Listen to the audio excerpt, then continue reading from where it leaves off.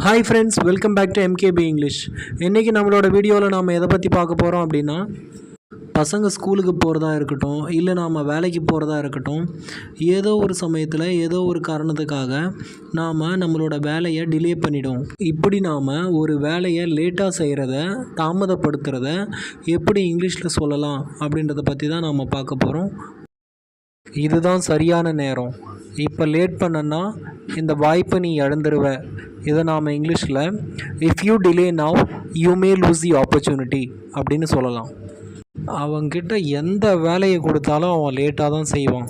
இதை நாம் இங்கிலீஷில் every work he does is delayed, every work he does is delayed அப்படின்னு சொல்லலாம். இந்த வேலையை எப்போவோ முடிச்சிருக்கணும், இன்னும் இதை லேட் பண்ணாமல் சீக்கிரமாக முடி அப்படின்றத நாம் இங்கிலீஷில் finish the work weekly without any further delay, finish the work weekly without any further delay அப்படின்னு சொல்லலாம்.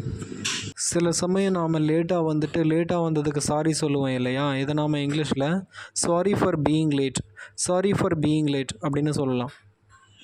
நாம் சில சமயம் மறுநாள் காலையில் சீக்கிரமாக எழுந்திரிக்கணும் அப்படின்னா அதுக்கு முன்னாடி நாள் சீக்கிரமாகவே படுக்கைக்கு போயிடும்.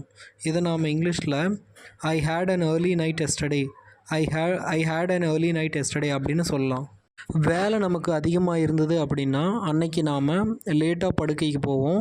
அதை நாம் இங்கிலீஷில் I had a late night yesterday, I had a late night yesterday அப்படின்னு சொல்லலாம்.